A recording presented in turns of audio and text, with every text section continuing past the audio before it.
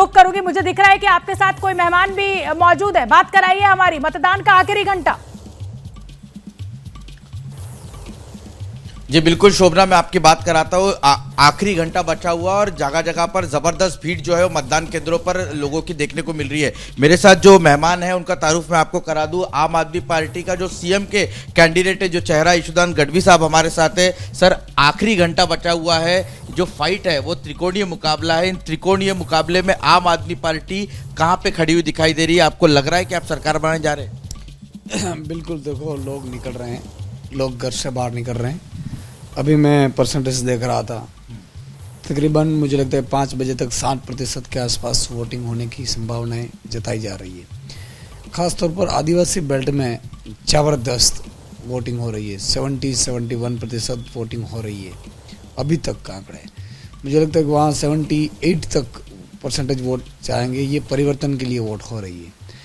जब हम आदिवासी पट्टे में गए थे, मैं और अरविंद केजरीवाल जी, भगवत मान जी, लाख लोगों की भीड़ उमट कर सामने आ रही थी। सब लोग एक ही बात कर रहे थे, बस इस बार परिवर्तन चाहिए। जिस तरह से अहमदाबाद की बात करें तो अहमदाबाद की 21 सीट है, उसमें से हमें लग रहा है कि तकरीबन 10 सीट के आसपास आम आदमी पार्टी गेन करेगी। आदिवासी बेल्ट में भी बहुत अच्छा रहेगा।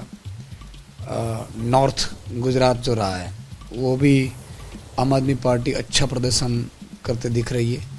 ओवरऑल मान रहा हूँ कि पूर्ण बहुमत से आम आदमी पार्टी के 8 दिसंबर के दिन सरकार बनेगी। लेकिन आप चूंकि पत्रकार भी रहे, मेरा आपसे सीधा सवाल है, आप बेबाक तरीके से अपनी बात रखते हैं। अगर मैजिक फिगर तक आप लोग नहीं पहुंच पाए तो ये बताइए कि क्या बीजेपी को दूर रखने के लिए, सत्ता से बाहर रखने के लिए कांग्रेस की अगर मदद लेने की जरूरत पड़ी तो क्या आम आदमी पार्टी वाले उसके लिए तैयार है? 1 घंटा बचा है वोटिंग के बाद और 8 तारीख को नतीजे, जरा इस पर आप खुलकर बताइए। देखिए, एक चीज है कि आम आदमी पार्टी की सरकार पूर्ण बहुमत से बन रही है। हम भी उम्मीद रखते हैं, आप भी रखिए, गुजरात की जनता भी उम्मीद के साथ खड़ी है। किसानों की उम्मीद है, बेरोजगार युवाओं की है, सबकी उम्मीदें हैं। रही बात अगर कुछ सीटें कम पड़ रही है तो मुझे लगता है कि ऐसा होगा नहीं जिस तरह से आप मान रहे हैं कि भाई क्या होगा क्या नहीं होगा। देखो, हम 51+ सीट जे रहे हैं फर्स्ट फेज में। मेरा वो तो पूरा आंकलन हमारा हुआ है, बूथ वाइज आंकलन हो चुका है। अभी वोटिंग का आज जो दूसरा तबक्का है वो ख़त्म होगा, तो कल दोपहर तक हमें ये अंदाज़ा लगा जा सकता है कि हम कितने पे जीत रहे हैं।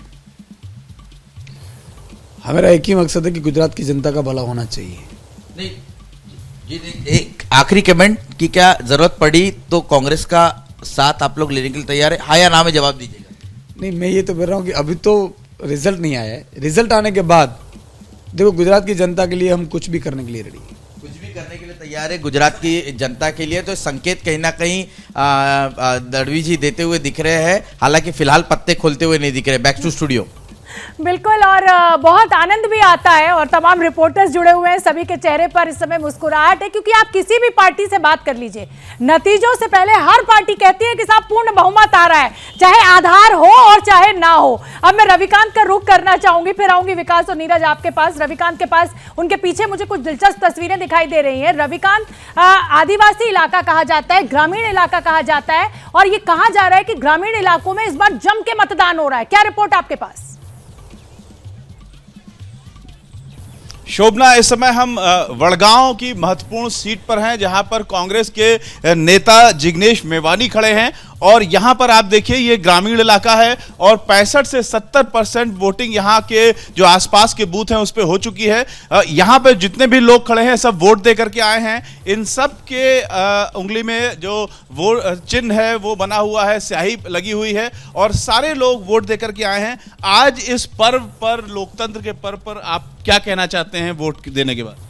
यहाँ जो पहले बहुत सी कम वोटिंग हो रही थी, 50 से 60%, लेकिन अब हमारे जो नौजवान तबका है उसने मेहनत की और आपस में उन्होंने मिलजुल कर पूरे दिन आज एक पर्व मनाने की खुशी, जैसे दूसरे त्यौहार मनाते हैं, ऐसी तरह त्यौहार मनाने की खुशी मना करके 75% पर 4:30 बजे तक हमारे गांव में वोटिंग किया हुआ है। 75%। शोभना, हम आपको एक दृश्य बस और दिखा दूं कि यहाँ पर जो लाइन है वो अभी भी लगी हुई है। इतने सारे लोग यहाँ पर वोट करके जा चुके हैं, करीब 65 से 70% वोटिंग हो चुकी है। लेकिन आप देखिए यहाँ पर अभी भी वोटिंग हो रही है और कुछ लोग अभी भी 1-2 करके आ रहे हैं, लेकिन ज्यादातर जो वोटिंग है वो इस बूथ पर हो चुकी है। यही हाल कमोबेश आसपास के जो अन्य बूथ हैं उनका भी है। तो ग्रामीण इलाकों में वोटिंग काफी अच्छी रही है। शोभना, ठीक है, मैं विकास भदौरिया आपका रुख करना चाहूंगी। अहमदाबाद में आप मौजूद है, शहरी इलाका है, 21 विधानसभा की सीटें आती हैं इस अहमदाबाद से, वहां पर किस तरीके की तस्वीरें आपको देखने को मिल रही हैं?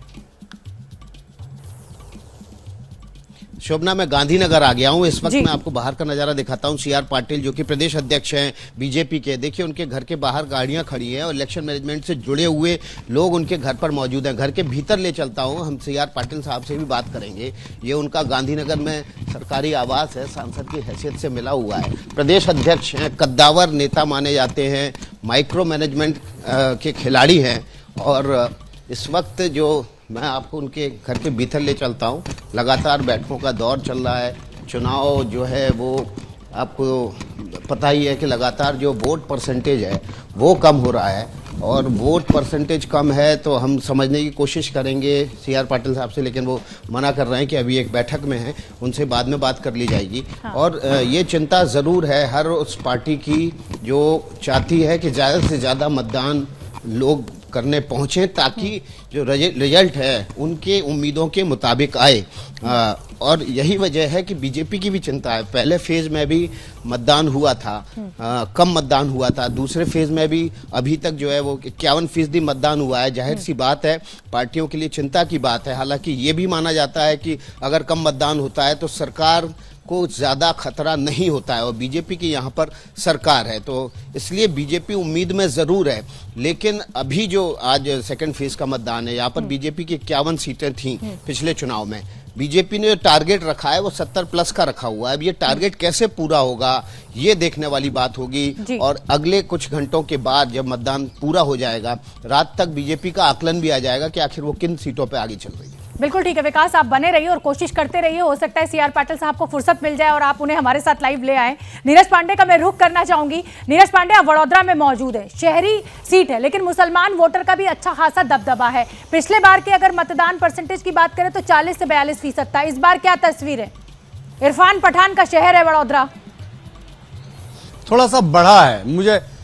जी बिल्कुल, मुझे लगता है कि थोड़ा सा इस बार परसेंटेज बढ़ेगा। उसके पीछे रीजन ये है कि Bharatiya Janata party, election commission और दूसरे दल भी लगातार इस बात की मेहनत कर रहे हैं कि वोटर्स ज्यादा से ज्यादा निकले। अभी तक जब हम थोड़ी देर पहले तक देख रहे थे तो यहाँ पूरा सुनना था, लोगों का आवागमन कम था, लेकिन पिछले आधे घंटे में लोगों की संख्या ज्यादा बढ़ी है। लोग ज्यादा से ज्यादा आ रहे हैं। देखिए आंटी अभी वोट डाल के आई। आंटी हाथ दिखाइए, उंगली दिखाइए अपनी। देखिए अभी वोट डाल के, किस मुद्दे पर वोट किया आपने? आपने? अरे मोदी ने जो पाई। अरे भाई मोदी, यहाँ तो गुजरात में जिससे बात करो वो मोदी की ही बात करता है, उसके अलावा कोई बात नहीं है। लेकिन आप देखिए यहाँ पर लोगों के आवागमन बढ़ा है। लोग थोड़ा सा इधर मूवमेंट बढ़ा है, लोग निकल रहे हैं घरों से। तो इससे पता चल रहा है कि जो दोपहर तक धीमी गति से वोटर्स निकल रहे थे, अब वो थोड़ा सा तेजी गति से निकल रहे हैं। लोग वोट डाल रहे हैं, वोट डाल के निकल रहे हैं। हम पोलिंग बूथ, एक है Lal Bahadur Shastri school, English medium school है, इसके अंदर 2 पोलिंग बूथ बनाए गए हैं, उसके ठीक बाहर खड़े हैं। चूंकि आचार संहिता की वजह से पोलिंग बूथ के अंदर की तस्वीरें हम आपको नहीं दिखा सकते, लेकिन अब लोग धीरे धीरे बढ़ रहे हैं, आ भी रहे हैं, वोट भी डाल रहे हैं, वोट डाल के निकल भी रहे हैं। तो अब इससे लग रहा है कि जो पिछली बार की तुलना में इस बार वोटिंग परसेंटेज वडोदरा का बढ़ने वाला है। जी शोभना, ठीक है नीरज, आप बने रहिए। तमाम हमारे रिपोर्टर्स इस समय चप्पे चप्पे पर मौजूद है और सबसे सटीक, सबसे तेज एग्जिट पोल भी हम आपके लिए लेकर आएंगे और ये तमाम रिपोर्टर्स फील्ड में ही मौजूद रहेंगे और लोगों से इस एग्जिट पोल पर क्या प्रतिक्रिया है वो हमारी बात करवाएंगे। क्या मजबूरी है मेरी, बताइए। मैं अभी आपको बताती हूँ कि मैंने ओए होए होए होए, नमकीन के चटकारे लेते हुए टकटकी मार के डिबेट शो को पॉज रिपीट कर करके देख रहे हैं जोगिंदर जी। इनकी तरह आप भी देखें अपने फेवरेट डिबेट्स को रिपीट कर और डाउनलोड कीजिए एबीपी लाइव ऐप अपने स्मार्ट टीवी पर।